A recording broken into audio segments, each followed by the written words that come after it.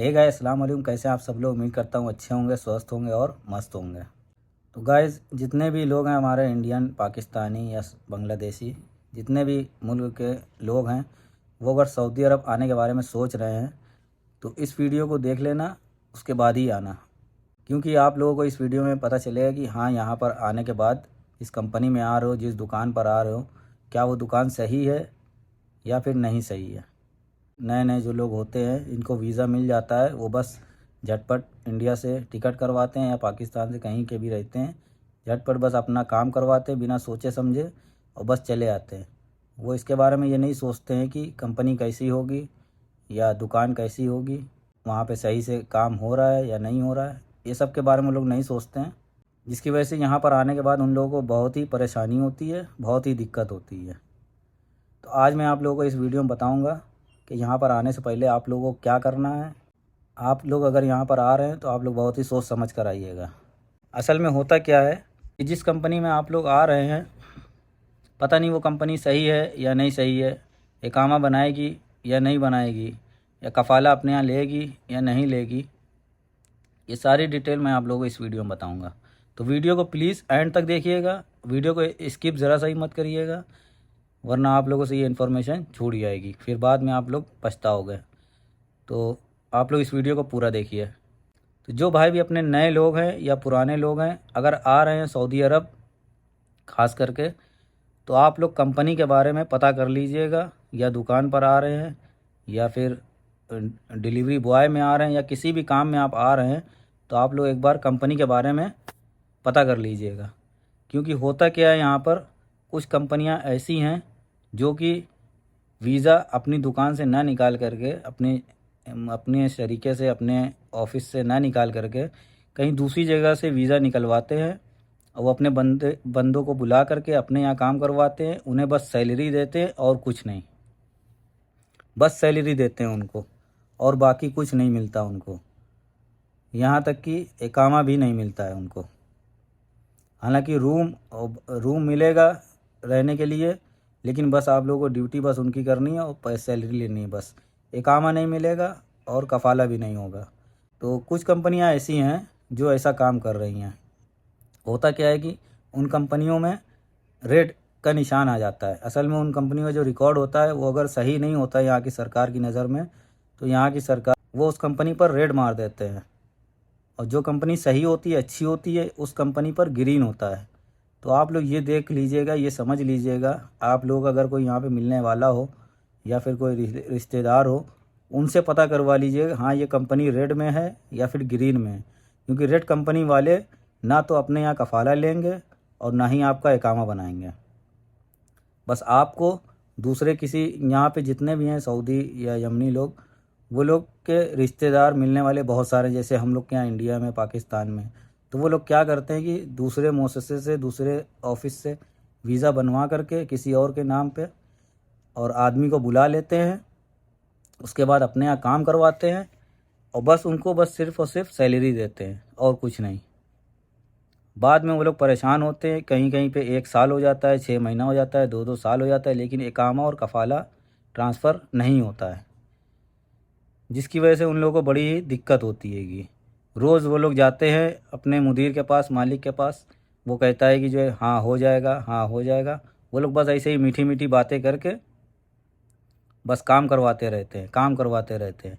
क्योंकि अभी यहाँ पर केस ऐसा है, बहुत सारा केस मैंने देखा है, बहुत से लोगों से भी मैंने राय ली है, वो लोग ने भी यही बताया कि मैं भाई जिस कंपनी में हूँ, उस कंपनी में ना तो कफ़ाला मेरा हुआ है और ना ही मेरा इकामा बना है, बस मैं सिर्फ काम कर रहा हूँ और सैलरी ले रहा हूँ, जो कि उन लोगों को बड़ी ही दिक्कत हो रही है।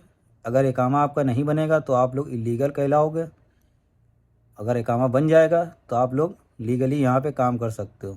इकामा जब तक नहीं बनेगा आप लोगों को ये ख़तरा रहेगा, बहुत बड़ी दिक्कत रहेगी। समझ लीजिए कि हर चीज़ आपके लिए बंद रहेगी, ना तो आप सिम ले सकते हैं, आप लोग यहाँ पे कुछ भी नहीं ख़रीद सकते हो, जैसे कि हो गया सिम हो गया या मोबाइल हो गया, या फिर आप लोगों को पैसे भेजना है अपने देश, तो वो भी आप लोग नहीं भेज सकते हो। इतनी बड़ी प्रॉब्लम है अगर इकामा नहीं है, अगर वो आईडी नहीं है, सऊदी अरब की आईडी अगर नहीं है। वो आईडी होना बहुत ही ज़रूरी है सऊदी अरब के अंदर, क्योंकि उसी आईडी वो आईडी अगर आपके पास है तो आपके पास पावर है, आपके पास बहुत बहुत सारी चीज़ें आप लोगों की सुनवाई हो सकती है। अगर वो आईडी नहीं है और अगर आप लोग जाओगे शिकायत करने के लिए, तो सबसे पहले तो आप लोगों से जिस वीज़ा पर आप लोग आए हो वो आप लोगों से मांगा जाएगा, उसका इकामा आप लोगों के पास में रहेगा, लेकिन वो एक्सपायर रहेगा। तो यहाँ पे जो ऑफिस वाले हैं जहाँ पे आप लोग शिकायत करने जाओगे लेबर कोर्ट में, वो लोग सबसे पहले आप लोगों से तो यही सवाल करेंगे, जब आपके पास इकामा किसी और कंपनी का है तो आप लोग यहाँ क्या काम कर रहे हो। उससे आप लोगों को भी ख़तरा हो सकता है। इसी वजह से कुछ लोग हैं यहाँ पर, वो लोग डरते हैं, नहीं शिकायत करवाते हैं। हालांकि शुरू में अगर ये काम कर दे, 3 महीने की जब वैलिडिटी रहती है, 3 महीने तक इकामा कुछ नहीं देखा जाता है। अगर उस टाइम पे ये काम कर दें तो आप लोगों का इकामा बन जाएगा, आप लोगों की सुनवाई हो जाएगी वहाँ पे लेबर कोर्ट में। लेकिन वो लोग इंतज़ार करते हैं क्योंकि उनके जो मालिक होते हैं वो इंतज़ार करवाते हैं, प्यारी प्यारी मीठी मीठी बोली करके इंतज़ार करवाते हैं, जिसकी वजह से उन लोगों को बहुत ही लेट हो जाता है और फिर बाद में दिक्कत झेलनी पड़ती है। इतनी दिक्कत झेलनी पड़ती है कि हालांकि जब टाइम आपका पूरा हो जाएगा, साल 1.5 साल, तो आप लोग अगर जाओगे उससे कहने के लिए, तो भी वो आप लोगों का इकामा नहीं बनेगा जहाँ पे आप लोग काम कर रहे हो, क्योंकि वो कंपनी रेड में है। अगर रेड में है तो कुछ नहीं हो सकता, फिर ना तो आपका इकामा बनेगा, ना तो आपका ट्रांसफ़र होगा, कुछ नहीं होगा। फिर वो लोग क्या करते हैं, फिर कहीं दूसरी जगह जो वो लोग अपना सिस्टम जानते हैं, उन लोगों को सब मालूम है, वो लोग किसी तरीके से करवा करके आप लोगों को टिकट भेज देंगे, आप लोग चले जाओगे। ये काम करेंगे वो लोग, लेकिन आप लोग शिकायत नहीं कर पाओगे। शिकायत करने के लिए आप लोग जाओगे तो आप लोगों से वही सवाल किया जाएगा कि आप लोगों का वीज़ा दूसरा है, इकामा दूसरा है, आप लोग यहाँ कैसे काम कर रहे हो। इसमें आपको भी ख़तरा हो सकता है।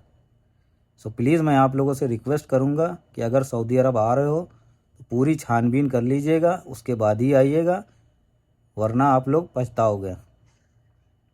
आप लोग देख लीजिएगा जिस कंपनी में आ रहे हो वो कंपनी का वीज़ा है या नहीं है, पूछवा लीजिएगा अपने रिश्तेदारों से, दोस्त यारों से, तमाम आप लोगों के होंगे यहाँ पर, कि ये कंपनी वाकई में सही है, अच्छी है कि नहीं है, तभी आप लोग आइएगा। आप लोगों से बस यही रिक्वेस्ट है। और हाँ, इस रियाल के चक्कर में पूरी छानबीन किए बगैर मत आना। ये रियाल क्या सोचोगे वहाँ रह करके, अरे चलते हैं ऐसे ही देखा जाएगा, रियाल मिलेगा ऐश करेंगे। ऐश तो करोगे, लेकिन जब कहीं फंसोगे कोई सुनवाई नहीं होगी, बाद में रोगे, कोई सुनवाई नहीं होगी। फिर बोल रहा हूँ, पूरी छानबीन किए बगैर तुम लोग मत आना। जितने भी नए लोग हैं, पुराने लोग हैं, सब लोगों से ये बात कह रहा हूँ, क्योंकि यहाँ पर अभी बहुत ऐसा चल रहा है। इसलिए 1 नंबर से आओ और 1 नंबर से आकर के यहाँ पर रहो, ताकि तुम्हारे साथ कुछ भी कभी गलत हो, कम से कम तुम जा कर के बोल तो सकते हो लेबर कोर्ट में कि हाँ मेरे साथ ये हुआ है, ऐसा हुआ है। 2 नंबर से आओगे तो क्या फ़ायदा होगा, वहाँ जा कर के कोई सुनवाई नहीं होगी, कोई फ़ायदा नहीं होगा। 2 नंबर से आके रहोगे। बस इतना ही कहना था आप लोगों से आज, ताकि तुम लोग फंसो नहीं। तो इस वीडियो को लाइक करो, शेयर करो और कमेंट करो इस वीडियो पर। और अगर हमारे चैनल पर नए हो तो चैनल को सब्सक्राइब करके रखो, क्योंकि मैं नहीं चाहता हूँ कि तुम लोग यहाँ पर, जितने भी नए लोग हैं, पुराने लोग हैं, यहाँ पर आकर के फंस जाए, वीज़ा जांच करें। अल्लाह हाफिज़।